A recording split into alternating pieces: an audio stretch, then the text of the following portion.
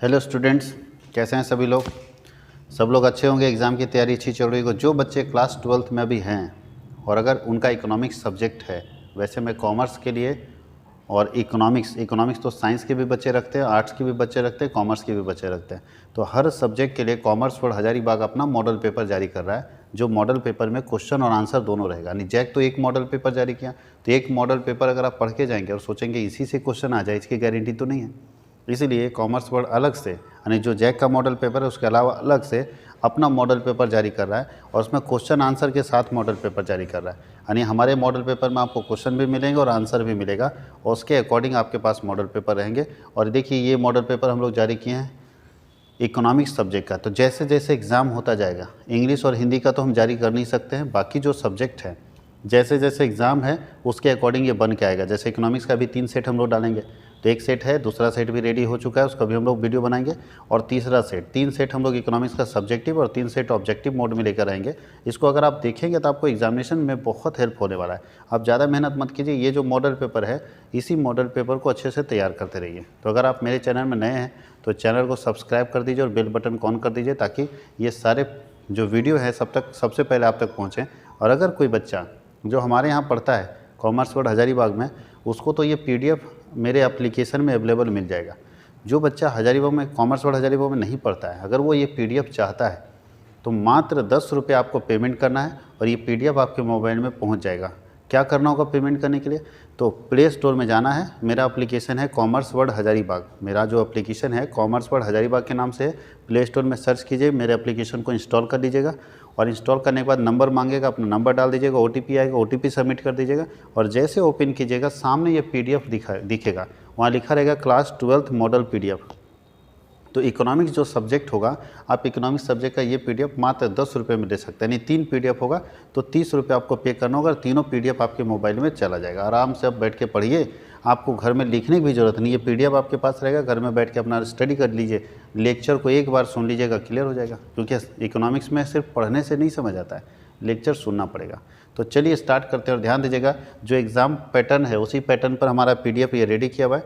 तो exam pattern के आधार पर ही है, तो आप तैयारी अगर करेंगे तो आपको फ़ायदा होगा। तो चाहे आर्ट्स के बच्चे हो, चाहे साइंस के, चाहे कॉमर्स के, इकोनॉमिक्स जरूर पढ़िए। और ऐसे कॉमर्स वाले बच्चों के लिए हर सब्जेक्ट, चाहे बिजनेस स्टडी हो, चाहे इकोनॉमिक्स हो, चाहे अकाउंटेंसी हो, चाहे ETP हो, चाहे BMT हो, हर सब्जेक्ट के लिए हम लोग मॉडल पेपर लेकर आएंगे आपके एग्ज़ाम से जस्ट पहले, ताकि आप उसको अच्छे से देखेंगे और मॉडल पेपर आपको हेल्प करेगा। मॉडल पेपर क्या है? एग्रीगेट, मतलब पूरे सिलेबस को आपने चैप्टर बाय चैप्टर पढ़ा, अब हम पूरे सिलेबस को एक ही मॉडल पेपर में लेकर आए हैं। यानी इस मॉडल पेपर को सही से पढ़ेंगे तो पूरा सिलेबस याद आ जाएगा।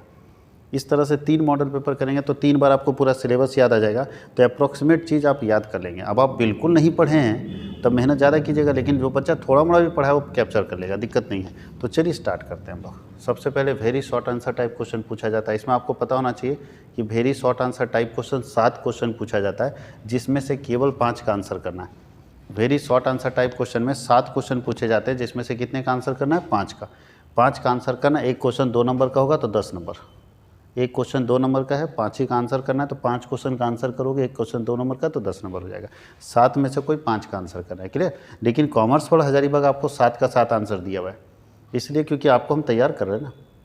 हम चाहते हैं कि आप जंग लड़ने जा रहे हैं तो हर क्वेश्चन का आंसर आप जानो, इसलिए 7 का 7 हम जवाब दिए, लेकिन आपको कोई भी 5 ही करना है। तो चलिए, very short answer type question. Very short का मतलब सिंगल लाइन, एक लाइन में अगर लिख सकते हैं तो लिख लीजिए। चूँकि मेरा हिंदी इंग्लिश दोनों लिखा हुआ है इसलिए लंबा लग रहा है, बट एकदम सिंपल है। सबसे पहले बोल रहा है कि माइक्रो इकोनॉमिक्स क्या है, व्हाट इज़ माइक्रो इकोनॉमिक्स। तो आप एक लाइन में बता सकते हैं, माइक्रो इकोनॉमिक्स का मतलब स्टडी ऑफ इंडिविजुअल यूनिट, ऐसा इकोनॉमिक्स जहां हम व्यक्तिगत इकाइयों का अध्ययन करते हैं। एक व्यक्ति के बारे में, एक मार्केट के बारे में, एक फर्म के बारे में अगर हम स्टडी कर रहे हैं तो वो माइक्रो कहलाता है। Micro means study of individual units, individual market, individual person, individual factory, individual production, अगर हम इसके बारे में स्टडी करेंगे तो वो माइक्रो इकोनॉमिक्स होगा। यानी व्यक्तिगत इकाइयों का अध्ययन जो है वो व्यष्टि अर्थशास्त्र होता है, सूक्ष्म अर्थशास्त्र के जनक कौन थे? तो सब लोग जानते हैं, इकोनॉमिक्स के जो फादर है उनका नाम क्या है? सारे लोग जानते हैं, एडम स्मिथ इकोनॉमिक्स के फादर है। कब से कब तक थे? तो 1723 में जन्म लिए थे, 1790 में चल बसे, इनका डेट ऑफ बर्थ दिया हुआ है। और इन्हीं को इकोनॉमिक्स का फादर बोला जाता है। इकोनॉमिक्स के फादर का नाम क्या है? Adam Smith. इनका एक बुक फेमस हुआ था, वेल्थ ऑफ नेशन, इनका जो कहना था, इनका डेफिनेशन था वेल्थ ऑफ नेशन। इनके बुक का भी बहुत लंबा नाम है बुक का, लेकिन शॉर्ट में वेल्थ ऑफ नेशन बोलते हैं, याद रखिएगा। उसके आगे लिखा है कि how is the indifference curve towards the origin. बोलता है उदासीनता वक्र मूल बिंदु की ओर कैसा होता है। तो मूल बिंदु की ओर उनतोदर समझते हो, कॉन्वेक्स होता है। कॉन्वेक्स, दो तरह का मिरर पड़े होंगे, कॉनकेव और कॉन्वेक्स। तो ये उनतोदर कॉन्वेक्स होता है, यानी हमेशा उठा हुआ रहता है। दूसरा है डिमांड क्या होता है, व्हाट इज़ डिमांड। तो मांग का मतलब है एक निश्चित मूल्य पर एक निश्चित समय में एक व्यक्ति जितने वस्तु को खरीदने के लिए मार्केट में जाता है उस क्वांटिटी को डिमांड बोलते हैं। मांग का मतलब एक निश्चित मूल्य पर एक व्यक्ति किसी वस्तु की जितनी मात्रा खरीदने के लिए मार्केट में जाता है उस क्वांटिटी को डिमांड बोलते हैं। जैसे अगर 10 रुपये प्राइस है टमाटर का, तो एक व्यक्ति 10 रुपये प्राइस मार्केट में होने के बावजूद जितना क्वांटिटी टमाटर खरीदने के लिए मार्केट में जाता है वो उसका डिमांडेड क्वांटिटी कहलाता है। तो डिमांडेड क्वांटिटी हम लोग को देखना। उसके आगे बोलता है कि when is marginal revenue zero. कब मार्जिनल रेवेन्यू कब जीरो हो जाता है। बोलता है कि मार्जिनल रेवेन्यू उस समय जीरो हो जाता है जब किसी वस्तु के अधिक होने से संतुष्टि का कोई अतिरिक्त उपाय नहीं होता है। यानी उस समय जब हमको सेटिस्फेक्शन कुछ मिलता ही नहीं तो मार्जिनल जीरो। मतलब है कोई सामान आप बहुत ज़्यादा यूज़ कर रहे थे, एक लिमिट तक ना सेटिस्फेक्शन लीजिएगा, उसके बाद सेटिस्फेक्शन जीरो हो जाएगा।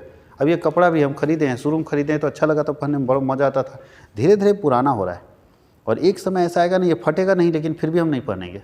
एक समय ऐसा आएगा कि फटा नहीं है फिर भी पढ़ने का मन नहीं करता है। अरे यार इसका मतलब है कि वहाँ हमको उससे कोई यूटिलिटी नहीं मिल रहा है। तो बोलता है जहाँ किसी प्रोडक्ट के यूज़ करने से कोई यूटिलिटी नहीं मिल रही है वहाँ पे मार्जिनल रेवेन्यू क्या होगा, जीरो हो जाएगा।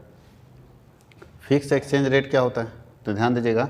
एक्सचेंज रेट का मतलब क्या होता है कि भारत की करेंसी यानी एक देश की करेंसी को दूसरे देश की करेंसी में जिस रेट में बदला जाता है उसको एक्सचेंज रेट बोलते हैं। जैसे भारत में रुपया है तो रुपये को डॉलर में किस रेट में बदलेंगे, तो जिस रेट में बदलेंगे उसको एक्सचेंज रेट बोलते हैं। एक्सचेंज रेट दो होता है, एक फिक्स होता है, एक वेरिएबल फ्लेक्सिबल होता है। फिक्स का मतलब है कि आज अगर सुबह में तय हो गया कि आज हमारा $1 बराबर 85 रुपया है तो दिन भर वही चलेगा। मार्केट भले ऊपर नीचे होता रहे लेकिन $1 बराबर 85 रुपये यानी फिक्स रहेगा वही। और एक होता है फ्लेक्सिबल रेट। तो जो अनट्रेंड मार्केट वहाँ पे फिक्स रेट चलता है। जो एक बार फिक्स हो जाता है वही रेट दिन भर जो है ट्रेडिंग में जाता है और उसी रेट में दिन भर ट्रेडिंग होता है। पेट्रोल में भी देखिएगा फिक्स एक्सचेंज रेट लगा दिया गया है। फ्लेक्सिबल रहता है क्या होता है जानते हैं, हर सुबह शाम हर सेकंड में पेट्रोल का प्राइस ऊपर नीचे होता है। अब पेट्रोल पंप वाला पता चला भरा रहे 70 देखें या 105 देखें, भराते भराते 109 हो गया, तो ये पेट्रोल पंप वाला तय किया कि नहीं फ्लेक्सिबल मत रखो, नहीं तो रोज़ कस्टमर से झगड़ा हुआ, फिक्स रखो। तो सुबह सुबह हर दिन तय हो जाता है कि आज दिन भर पेट्रोल किस प्राइस पे बिकेगा। अब अगर घट भी गया तो भी उतना में बेचेगा, बढ़ भी गया तो भी उतना ही में बेचेगा। इसको बोलते हैं फिक्स रेट। और 7 नंबर क्वेश्चन है कि विदेशी विनिमय के चालू क्रय विक्रय वाले बाजार को क्या कहा जाता है। तो विदेशी मुद्रा बाजार जो है विश्व की मुद्राओं के क्रय विक्रय का बाजार है, जो विकेंद्रित 24 घंटे चलने वाले काउंटर किए जाने वाले यानी ओवर द काउंटर मार्केट बोलते हैं। जो मार्केट क्रय विक्रय के लिए हमेशा चालू रहता है उसको ओवर द काउंटर मार्केट बोलते हैं। ये क्वेश्चन था very short answer type question में 7। अब चलते हैं हम लोग शॉर्ट आंसर टाइप क्वेश्चन। फिर बता दें इसमें भी 7 क्वेश्चन रहेगा, 5 का आंसर करना है, एक क्वेश्चन 3 नंबर का। इसमें भी 7 क्वेश्चन रहेगा, आपको 5 ही का आंसर करना है और एक क्वेश्चन जो है 3 नंबर का। तो सबसे पहला क्वेश्चन है कि state the meaning of equilibrium price. Equilibrium price क्या होता है, कौन सा संतुलन मूल्य है बताइए। तो संतुलन मूल्य का मतलब क्या होता है, ऐसा प्राइस जहाँ पे प्राइस जो है P इक्वल टू क्या होगा MU। अगर P और MU बराबर होगा तो समझो संतुलन मूल्य है। यानी ऐसे जगह पे कोई बेचने वाला बेचने को तैयार हो जाता है जहाँ उसको उतना पैसा मिल जाता है जितना वो चाहता है, तो वो संतुलन बिंदु होता है जहाँ पे एक व्यक्ति, एक विक्रेता, एक सेलर उस प्राइस पर अपने प्रोडक्ट को बेचने के लिए रेडी हो जाता है जिस प्राइस में उसको सेटिस्फेक्शन मिल जाता है। उसको लगता है कि हम जितना पैसा लगा रहे हैं उतना पैसा हमको यहाँ से मिल जाएगा। अगला क्वेश्चन, एक वस्तु की बाजार मांग को प्रभावित करने वाले कौन कौन से तत्व हैं। तो एक वस्तु की, याद रखिएगा, बाजार मांग को प्रभावित करने वाले तत्व यहाँ दिया हुआ है। कौन कौन है ऐसे, देखिए इसको पूरा डिटेल में हम आपको पढ़ाए थे जब पढ़ा रहे थे, तो हम यहाँ शॉर्ट में लिख दे रहे क्योंकि ज़्यादा कहानी कोई बच्चा लिखना नहीं चाहता है। तो अगर थोड़ा भी पढ़े होंगे तो इसको लिख ले सकते। ये है बाजार मांग को प्रभावित करने वाले तत्व। डी का मतलब डिमांड, DX इसको बोलते हैं डिमांड ऑफ एक्स गुड्स। अगर एप्पल है तो डिमांड ऑफ एप्पल। F का मतलब फंक्शनल रिलेशन, F यहाँ फंक्शन को डिनोट करता है। PX का मतलब प्राइस ऑफ एक्स प्रोडक्ट, देखिए। PR का मतलब price of related goods. Y का मतलब इनकम। T का मतलब टेस्ट, कंज्यूमर का इंटरेस्ट जो होता है। E का मतलब एक्सपेक्टेशंस उसके बाद पी का मतलब पॉपुलेशन और वाई डी का मतलब होता है डिस्ट्रीब्यूशन ऑफ इनकम। ये 5 मतलब 1 2 3 4 5 6 7 8 पॉइंट है, 8 फैक्टर है जो किसी वस्तु के मांग को प्रभावित करता है। यानी 8 ऐसे कारक है जिससे मांग प्रभावित होता है। क्या क्या कारक है बताइए? क्या लगता है? किसी वस्तु के कीमत से प्रभावित होता है। अगर किसी वस्तु का कीमत बढ़ेगा तो डिमांड घट जाएगा, घटेगा तो डिमांड बढ़ जाएगा। रिलेटेड गुड्स, बताओ चाय जो है उससे रिलेटेड गुड्स का अगर प्राइस बढ़ घट रहा है तो क्या उस दूसरे प्रोडक्ट के ऊपर उसके डिमांड पर असर पड़ेगा? बिल्कुल पड़ेगा। अब मान लीजिए हम चाय बना रहे हैं, चीनी अगर महंगा हो रहा है तो चाय महंगा होगा, चाय महंगा होगा तो मेरा डिमांड शॉर्ट करेगा। तो बोलता है जो रिलेटेड गुड्स है ना उसके प्राइस के बढ़ने और घटने से भी आपके डिमांड पर असर पड़ेगा। कंज्यूमर का इनकम, बताइए, कंज्यूमर का ज़्यादा इनकम है तो डिमांड बढ़ेगा, कंज्यूमर का इनकम घटेगा डिमांड घट जाएगा। तो कंज्यूमर का इनकम इस पर भी डिपेंड करता है कि मार्केट में डिमांड कैसा है। तो अगर इनकम ज़्यादा रहेगा लोगों के पास तो डिमांड ज़्यादा रहेगा, और अगर इनकम कम रहेगा तो डिमांड कम रहेगा। कंज्यूमर का इंटरेस्ट, कंज्यूमर इंटरेस्ट कैसा ले रहा है बताइए? पहले लोग खाता था गुटखा, वो 1 रुपये में आता था, है ना, तिरंगा आता था पहले, और पान पराग आता था कि क्या था पता नहीं। तो बताइए, सब पहले तिरंगा खाता था, हम लोग का दोस्त लोग भी तिरंगा खाता था।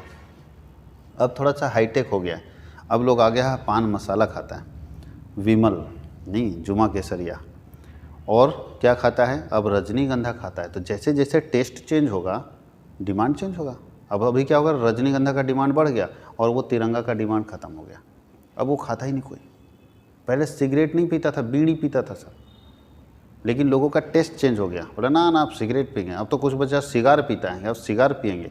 तो जैसे जैसे लोगों का टेस्ट चेंज होता जाएगा डिमांड शिफ्ट होगा। अब क्या हुआ? बीड़ी का डिमांड खत्म, बीड़ी पत्ता अब कहाँ टूटता है, और सिगरेट का डिमांड हाई है। तो यही चीज़ आप ध्यान दीजिएगा कि कंज्यूमर के इंटरेस्ट के ऊपर भी एक्सपेक्टेशन, कंज्यूमर क्या उम्मीद लगा रखा है मार्केट से। अगर उसको लगता है कि मार्केट में रेट बढ़ जाएगा तो आज डिमांड कर देगा, और उसको लगता है कि नहीं ये सामान मार्केट में जो है थोड़ा सस्ता होगा आने वाले समय में, तो डिमांड नहीं करेगा। पॉपुलेशन, जनसंख्या ज़्यादा रहेगा तो डिमांड ज़्यादा होगा, जनसंख्या कम रहेगा तो डिमांड कम होगा।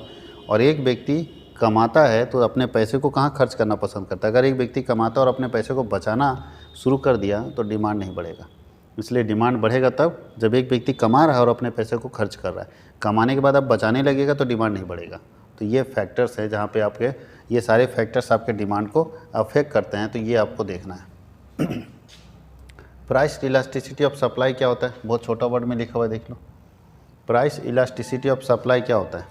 तो आप जानते हैं इलास्टिसिटी ऑफ सप्लाई का मतलब क्या होता है कि अगर प्राइस में कुछ परसेंट चेंज होने से, प्राइस में कुछ परसेंट चेंज होने से सप्लाई में जो चेंज आता है उसको हम लोग बोलते हैं इलास्टिसिटी ऑफ सप्लाई। यानी इलास्टिसिटी ऑफ सप्लाई निकालने के लिए आप क्या करते हैं? इलास्टिसिटी ऑफ सप्लाई निकालने के लिए आपको क्या करना होगा? इसको ईएस बोलते हैं। इसको क्या बोलते हैं? ईएस।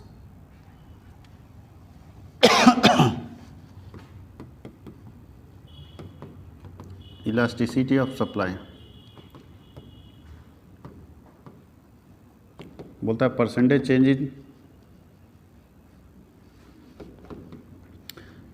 चेंज इन डिमांड और सप्लाई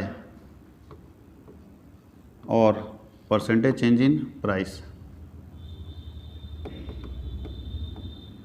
बोलता है प्राइस में चेंज होने के कारण अगर सप्लाई में कुछ चेंज हो जाता है, प्राइस में अगर कुछ परसेंटेज चेंज हो जाता है जिसके कारण सप्लाई में चेंज हो जाता है, तो ऐसे है ना चेंजेस को, ऐसे चेंजेस का जो रेशियो होता है उस रेशियो को बोलते हैं इलास्टिसिटी। ईएस कैसे निकलता है? इलास्टिसिटी ऑफ सप्लाई निकालने के लिए बताइए। यहाँ आता है delta Q by delta P और इंटू पी बाई क्यू।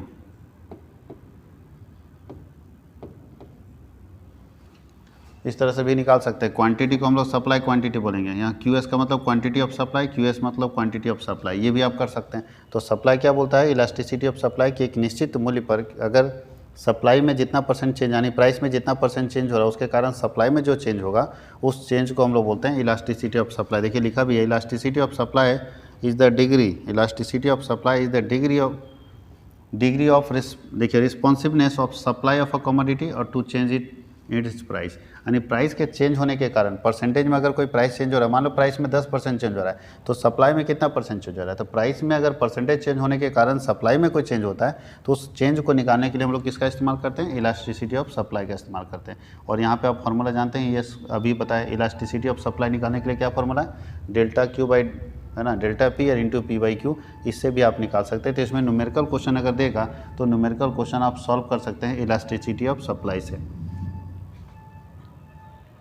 अभी 11 नंबर क्वेश्चन बोलता है कि भुगतान संतुलन सदा संतुलित रहता है, बैलेंस ऑफ पेमेंट ऑलवेज जो है बैलेंस रहता है। भुगतान संतुलन होता क्या है? भुगतान संतुलन होता क्या है? तो भुगतान संतुलन का मतलब समझते हैं कि बैलेंस ऑफ पेमेंट का मतलब एक्सपोर्ट जो हमारे देश का होगा इक्वल टू इम्पोर्ट होगा। हमारे देश की सरकार चाहती है कि जितना हम आयात कर रहे हैं, जितना हम दुनिया से खरीद रहे हैं, उतना ही हम निर्यात करें। जितना हम आयात कर रहे हैं उतना ही हम क्या करें? निर्यात करें। यानी दुनिया को हम उतना ही बेचें जितना हम दुनिया से खरीद रहे हैं, निर्यात करें। लेकिन ये सरकार चाहती है ना, होता नहीं। हम लोग चाहते हैं कि बैलेंस रहे, हमेशा ही बराबर रहे। Import equal to export, balance of payment का मतलब जितना हम दुनिया से खरीदते हैं उतना ही दुनिया को बेचेंगे, इसी को बोलते हैं balance of payment. Import equal to export, सरकार चाहती है कि जितना हम दुनिया से खरीदते हैं उतना ही बेचे, लेकिन ऐसा नहीं है। भारत इंपोर्ट ज़्यादा करता नहीं, खरीदता ज़्यादा है और बेचता कम है, जिसके कारण क्या होता है, जब हम खरीदेंगे, मान लो 500 करोड़ का खरीदे तो 500 करोड़ पे हम इंपोर्ट कर लिए और एक्सपोर्ट 100 करोड़ का करेंगे तो बराबर होगा? एक्सपोर्ट कर रहे हैं 100 करोड़ का तो बराबर हो रहा है? नहीं हो रहा है, ये ज़्यादा हो जा रहा है। और ये ज़्यादा होने के चक्कर में 400 करोड़ रुपया भाग जा रहा है। अब 400 करोड़ रुपया घर से देना पड़ेगा, तो यही इम्बैलेंस है। इम्बैलेंस है, यहाँ पे बैलेंस हो ही नहीं रहा है। तो यहाँ बोल रहा है कि बैलेंस ऑफ पेमेंट होना चाहिए, ऐसा माना जाता है। तो बोला ऐसा तभी होगा जब हमारा एक्सपोर्ट और इंपोर्ट आपस में क्या होगा? बराबर होगा, तभी बैलेंस ऑफ पेमेंट बराबर होगा। तो वही चीज़ यहाँ लिखा है कि बैलेंस ऑफ पेमेंट बराबर होने के लिए एक क्रेडिट साइड जिसको रिसिप्ट साइड बोलते हैं, डेबिट साइड जिसको पेमेंट साइड बोलते हैं। बताइए, जब हम एक्सपोर्ट करेंगे, जब हम दुनिया को बेचेंगे तो रिसिप्ट साइड होगा, ये रिसिप्ट है, debit side, sorry receipt, credit उल्टा चलता है यहाँ, अकाउंट से उल्टा। रिसिप्ट साइड, क्रेडिट साइड बोलता है कि जितना रिसिप्ट करें, रिसिप्ट कब करेंगे? जब हम एक्सपोर्ट करेंगे। और जब हम इंपोर्ट करेंगे, जब हम दुनिया से खरीदेंगे तो पेमेंट ना करेंगे दुनिया को, तो मेरा पेमेंट होगा। और ये पेमेंट कौन सा साइड में जाएगा? डेबिट साइड जाएगा। तो बोलता है कि जब पेमेंट और रिसिप्ट आपस में बराबर हो जाएगा तब हम मानेंगे कि आपका जो पेमेंट बैलेंस ऑफ पेमेंट है वो इक्वल हो गया। उसी को हम लोग बोलते हैं बैलेंस ऑफ पेमेंट। को बैलेंस होने के लिए ज़रूरी है कि उसका एक्सपोर्ट और इंपोर्ट आपस में क्या हो? बराबर हो। इसी को आपको यहाँ लिखना है। अब देखिए टैक्स के बारे में लिखा है कि डायरेक्ट टैक्स और इनडायरेक्ट टैक्स में क्या डिफरेंस है। हम लोग यहाँ बहुत कुछ लिखा हुआ है, आपको भी पढ़ना है, सिर्फ समझाते जाएंगे डायरेक्ट टैक्स और इनडायरेक्ट टैक्स क्या होता है, तो थोड़ा समझ लीजिएगा।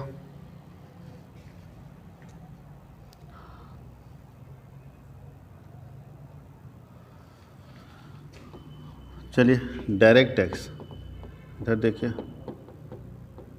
डायरेक्ट टैक्स का मतलब प्रत्यक्ष कर, इसमें इनकम टैक्स आता है। डायरेक्ट टैक्स के अंदर कौन सा एग्जांपल आता है? Income tax. यहाँ बोलता है क्या कि जो पर्सन होगा ना, जो पर्सन कमाएगा इनकम, अगर वो खुद जाके गवर्नमेंट को टैक्स पे कर देगा, ठीक से समझिएगा, एक पार्टी है गवर्नमेंट और एक पार्टी है पर्सन। जो पर्सन कमाता है वो खुद जाके सरकार को टैक्स पे कर देगा, उस टैक्स को बोलते हैं डायरेक्ट टैक्स, जैसा कि इनकम टैक्स में होता है। एग्जाम्पल क्या है इसका?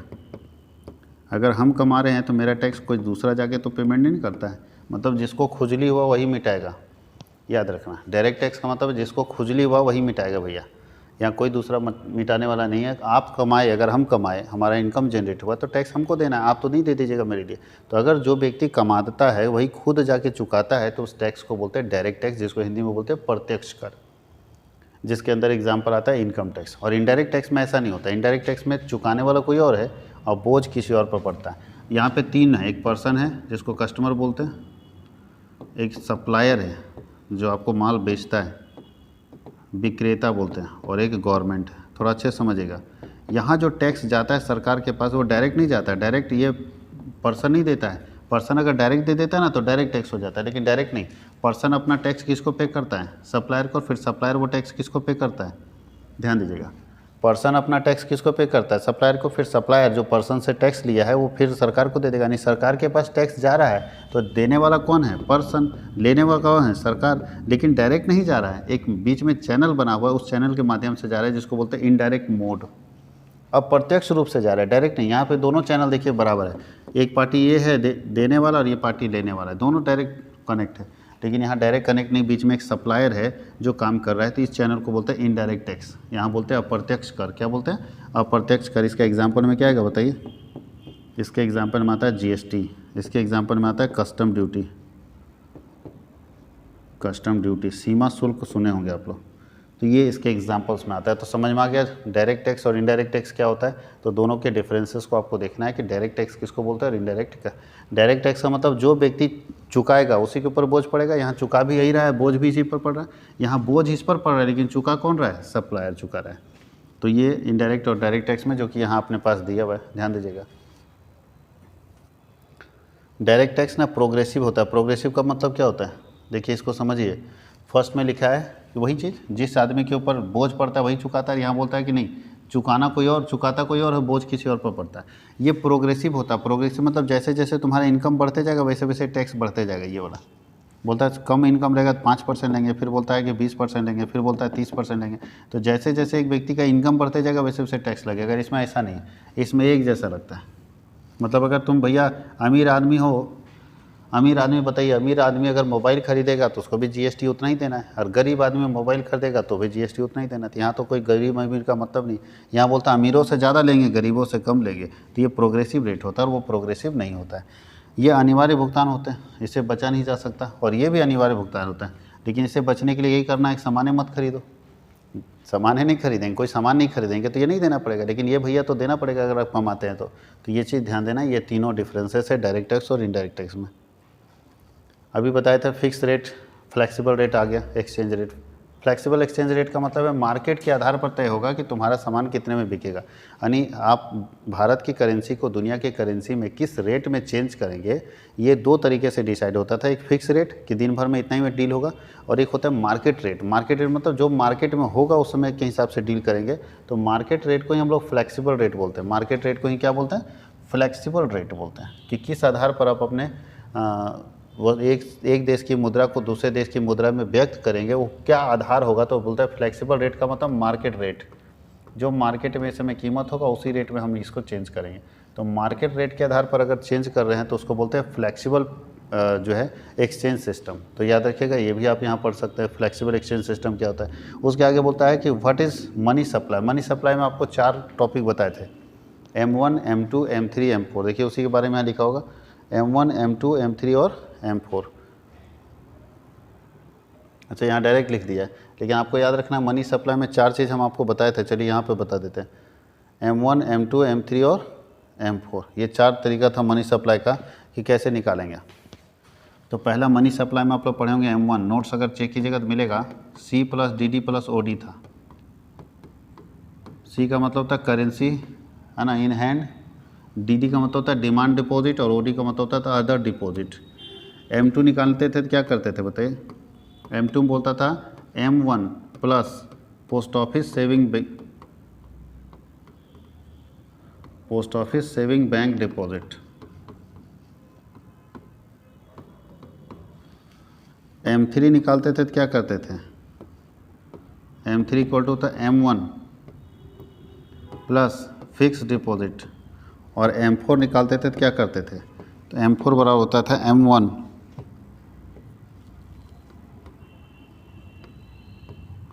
Plus post office deposit, POD कर देते हैं, और प्लस फिक्स डिपॉजिट। यानी सबको जोड़ देंगे तो M4 निकल जाएगा। तो ये है मनी सप्लाई। चारों फार्मूला आपको याद कीजिए, थोड़ा मोड़ा याद होगा कि कैसे हम बताए थे। तो ये फार्मूला भी आप इस्तेमाल कर सकते हैं यहाँ पे मनी सप्लाई को देखने के लिए। ये हम लोग वेरी शॉर्ट और शॉर्ट आंसर टाइप क्वेश्चन देख लिया। अब हम लोग चलते हैं लॉन्ग में। लॉन्ग में आपको मालूम है 5 क्वेश्चन पूछेगा, अरे 5 क्वेश्चन पूछेगा, लेकिन आपको 3 का आंसर करना है। 5 में से 3 का आंसर करना, और एक क्वेश्चन 5 नंबर का होगा, तो इस हिसाब से 15 नंबर। तो चलिए 5 में से 3 का आंसर करना, लेकिन हम लोग 5 का 5 करके रखे हैं। और आप एक एक करके देखते जाइए। पहला क्वेश्चन बहुत शॉर्ट में लिखा हुआ है। अब तो इसको डिटेल करने का काम आपके पास नोट्स है, आप नोट्स में डिटेल कीजिए, कोई दिक्कत नहीं। अगर नहीं भी नोट्स है ना तो भी पढ़ के डिटेल कर सकते हैं, समझ जाएंगे। तो बोलता है कि एकाधिकार बाजार की प्रमुख विशेषता बताइए। तो ध्यान दीजिए, मोनोपोली मार्केट कौन सा मार्केट है, तो ऐसा मार्केट जहाँ पे एक व्यक्ति बेचने वाला हो और बहुत अधिक खरीदने वाले हो, ऐसे मार्केट को मोनोपोली मार्केट बोलते हैं। मतलब ऐसा बाजार जहाँ पे बेचने वाला केवल एक ही आदमी होगा और खरीदने वाले बहुत सारे लोग होंगे, तो ऐसे मार्केट को बोलते हैं मोनोपोली मार्केट। कोई दिक्कत है। Single seller and large number of buyer. ऐसा कब होगा, सोचिए कि कॉमर्स पर हजारीबाग अगर अकेला कोचिंग हो कॉमर्स का पूरे हजारीबाग में, तो सोचिए मेरा भाव किस आसमान पर होगा, 7वें आसमान पर होगा। हम किसी को भाव ही नहीं देंगे, क्योंकि हम जानते हैं कि सिंगल सेलर है, अकेले बेचने वाला दूसरा कोई नहीं है, तो ऑप्शन लोगों के पास नहीं है। इसलिए ये मार्केट अच्छा नहीं है। अगर ऐसा मार्केट है तो कस्टमर को इस मार्केट से लॉस होता है। तो चलिए देखिए क्या लिखा है, one seller and large number of buyer. ऐसा मार्केट जहाँ पे एक ही बेचने वाला होगा और लार्ज नंबर ऑफ बायर होगा। अगर पूछा जाए कि अभी ऐसा मार्केट है क्या, क्या ऐसा कोई प्रोडक्ट है जिसमें सिंगल सेलर और लार्ज नंबर ऑफ बायर है? बिल्कुल, फेविकॉल। फेविकॉल में सिंगल सेलर है और लार्ज नंबर ऑफ बायर है, दूसरी कोई कंपनी बनाती ही नहीं। अगर फर्नीचर में चिपकाना है भैया तो फेविकॉल ही चाहिए, दूसरी कोई कंपनी बना ही नहीं पाती, इसीलिए सिंगल सेलर है। दूसरा, नो क्लोज सब्स्टिट्यूट, इसका कोई कंपटीटर नहीं है। यहाँ लिख दिया है कि कोई आसपास में कंपटीटर नहीं दिखेगा, आसपास में कोई कंपटीटर ही नहीं है। उसके बाद मोनोपोलिस्टिक जो होता है, बताइए हम अकेले रहेंगे, कोई कंपटीटर मेरे आसपास में नहीं है, तो मार्केट में प्राइस मेकर हम ना रहेंगे, हम जितना चाहेंगे उतने में बेचेंगे, हम जितने में चाहेंगे उतने में आपको पढ़ाएंगे और आपको पढ़ना पड़ेगा नहीं। मोनोपोलिस्टिक जो होता है, मोनोपोली जो मार्केट का बिजनेसमैन होता है वो प्राइस मेकर होता है, वो जो चाहेगा वो प्राइस ले लेगा। No entry of new firm, यहाँ नया बिजनेस एंट्री कर ही नहीं सकता, नया बिजनेस आ ही नहीं सकता, क्योंकि अगर नया बिजनेस आएगा तो मोनोपोली कैसे रहेगा, मोनोपोली में तो एक ना होना चाहिए। और बोलता है डिमांड कर्व जो है इसका नेगेटिव एकदम स्लोप जाएगा, ऐसे डिमांड कर्व घटेगा एकदम नीचे। क्यों? क्योंकि लोग कॉम्प्रोमाइज़ करना शुरू कर देगा। जब हम बताओ जी गांव में अकेले दुकानदार हैं, आसपास में कोई दुकान नहीं और रेट बढ़ा के ले रहे हैं, 20 रुपये लिखा है 25 रुपये मांगते हैं, तो लोग क्या करेगा, कॉम्प्रोमाइज़ करना, यार ज़रूरत नहीं तो मत खरीदो, लूट रहा है, 10 गाली देगा सुबह शाम, लेकिन लोग खरीदेगा नहीं, कॉम्प्रोमाइज़ करना शुरू करेगा, और कॉम्प्रोमाइज़ करना शुरू करेगा तो डिमांड सीधे नीचे जाएगा। तो ये 5 विशेषता है, इसको अगर आप डिटेल में करके लिखेंगे तो आपका ये आंसर कंप्लीट हो जाएगा। उसके नीचे चलते हैं, खाद्यान्न उपलब्धता गिरावट सिद्धांत को समझाइए। Explain the principle of decline in food availability. ध्यान दीजिएगा, ये जो फूड अवेलेबिलिटी का कॉन्सेप्ट है, भारतीय अर्थशास्त्री थे आत्महरि सेन। भारत में एक ही अर्थशास्त्री को नोबेल मिला है, वो है आत्महरि सेन, याद रखिएगा। तो नोबेल प्राप्त भारतीय अर्थशास्त्री आत्महरि सेन, प्रोफेसर आत्महरि सेन, पूछ देगा अगर ऑब्जेक्टिव में तो याद रखिएगा, इन्हीं को नोबेल मिला अकेले इकोनॉमिक्स में, यानी अर्थशास्त्र में नोबेल लेने वाले आत्महरि सेन ने खाद्यान्न उपलब्धता गिरावट सिद्धांत का प्रतिपादन किया। यही इस सिद्धांत को लाए, यानी दुनिया में पहली बार फूड अवेलेबिलिटी का जो डिक्लाइन प्रिंसिपल है वो पहली बार यही लाया है। इस सिद्धांत के अनुसार पहली बार कोई आदमी मिला जो इंडिया का है, जो कोई सिद्धांत डेवलप किया, तो याद रखना नाम, अभी भी जिंदा हैं बेचारे। इस सिद्धांत के अनुसार प्राकृतिक विपदा नहीं, बाढ़ आ गया, सूखा आ गया, तो क्या हर देश इस लायक है कि उसके पास खाने का सामान अवेलेबल है? इनका ये कहना है कि हम अगर ठीक है किसी साल सूखा पड़ गया तो क्या भारत में खाने के लिए है कि 3 साल अगर सूखा लगातार पड़ जाएगा तो 3 साल तक अगर उत्पादन नहीं भी होगा तो भारत सरकार के पास इतनी खाद्यान्न है, इतना खाने का चीज़ है, चावल हो चाहे गेहूँ हो, क्या इतना है कि लोग देश को खिला पाएंगे सरकार? तो ये बोलता है कि नहीं, कम से कम उतना तो रखिए सर, उतना सप्लाई अपना करना चाहिए कि अगर कुछ होता है, जैसे आज कोरोना में अगर सरकार के पास चावल नहीं होता तो कितने लोग भूखे मरते हैं। कोरोना से बाद में पहले भूख से मर जाते हैं, लेकिन सरकार क्या की, मुझे साल भर फ्री कर दो। केंद्र सरकार राशन देती थी, राज्य सरकार भी राशन देती थी, और लोगों के पास राशन तो कम से कम रहा, चावल मिला, बाकी सारी सुविधाएं मिली, लोग खाया तो जिंदा तो रहा। तो यही बात है कि क्या आपके पास इतनी फूड यानी इतना भोजन है कि हम 2 साल 1 साल अगर सूखा आ जाए, तबाही आ जाए, तो हम उसको खा सकते हैं, खिला सकते हैं अपने देश की जनता को, इतना अवेलेबल है आपके पास। और इसके कॉन्सेप्ट को ये आत्महरि सेन दिए हुए थे, जो आपके पास यहाँ दिया हुआ है। तीसरा 17 नंबर क्वेश्चन है कि explain the methods of calculating national income. National income calculate करने के कितने मेथड्स हैं? तो नेशनल इनकम कैलकुलेट करने के 3 मेथड्स हैं। कितने मेथड्स हैं? 3 मेथड्स हैं। पहला है product value added method, product value added method, दूसरा है इनकम मेथड, और तीसरा है एक्सपेंडिचर मेथड। 3 ही मेथड। तो ध्यान दीजिए, प्रोडक्ट वैल्यू एडेड मेथड में कैसे निकालते थे? तो प्रोडक्ट वैल्यू एडेड मेथड में तीनों सेक्टर को निकालेंगे, प्राइमरी सेक्टर, सेकेंडरी सेक्टर और टर्सरी सेक्टर, यानी हम लोग वैल्यू एडेड निकालेंगे। वैल्यू ऐड करने के बाद कि प्राइमरी सेक्टर में plus secondary sector plus tertiary sector, तीनों सेक्टर के वैल्यू एडिशन को जोड़ देंगे तो इसमें निकल जाएगा। और सबसे ज़्यादा जो आपको पूछा जाता है वो इनकम मेथड पूछा जाता है। बोलते सारे इनकम को जोड़ दो, ये जितना इनकम होता है, देखिए यही सब इनकम हो सकता है किसी व्यक्ति का, या तो कहीं किसी एम्प्लॉय को कंपनसेशन मिलेगा वेजेस सैलरी के रूप में, ये सब कंपनसेशन है, या तो किसी व्यक्ति को ऑपरेटिंग सरप्लस होगा, या तो किसी को ये मिलेगा, या तो कि सारा इनकम को जोड़ देंगे तो निकल जाएगा नेशनल इनकम। तो इनकम मेथड में सारे इनकम को जोड़ देना, और खर्चा में एक्सपेंडिचर मेथड में बोलता है जितना खर्च होता है ना, सारे खर्चे को जोड़ दोगे तो निकल जाएगा एक्सपेंडिचर मेथड से नेशनल इनकम। यानी नेशनल इनकम निकालने के 3 मेथड्स हैं, income method, expenditure method and value added method. उसके बाद इसको थोड़ा डिटेल में आप लिख लीजिएगा, आपके पास बुक में अवेलेबल होगा, बहुत शॉर्ट में यहाँ लिखा हुआ है। किन्स के आय और रोजगार सिद्धांत के प्रमुख बिंदुओं को समझाइए। ध्यान दीजिएगा, जो इनकम एंड एम्प्लॉयमेंट थ्योरम है वो कौन दिए हैं? प्रोफेसर किन्स दिए हैं, याद रखिएगा, विद्वान का नाम है, जिसने इस थ्योरी को दिया? आय एवं रोजगार सिद्धांत इसी व्यक्ति ने दिया है, किन्स ने। तो पूछ देगा कि आय और रोजगार का सिद्धांत किसने दिया? तो किन्स ने दिया है। तो बोलता है कि किन्स के अनुसार आय और रोजगार सिद्धांत के बारे में क्या लिखा है? तो बोला क्या जाता है ना, किन्स के अनुसार बोलता है कि केन्सियन विचार में आप संतुलन स्तर अपूर्ण रोजगार द्वारा सूचित करता है। मतलब ऐसा स्तर जहाँ पे संतुलन बिंदु हो, वो उस सिचुएशन में क्या होगा? अपूर्ण रोजगार। मतलब सारे लोगों को रोजगार नहीं मिल सकता। संतुलन लेवल में आज के मार्केट में सारे लोगों को रोजगार देना संभव नहीं है। यानी आप चाहते हैं कि आज के समय में हर व्यक्ति को रोजगार मिल जाए, यह असंभव है। हर व्यक्ति को रोजगार नहीं मिल सकता, क्योंकि अपूर्ण, ध्यान दीजिएगा यहाँ पर क्या है? अपूर्ण रोजगार आता है। ऐसे मार्केट में पूर्ण रोजगार की सिचुएशन आ ही नहीं सकती।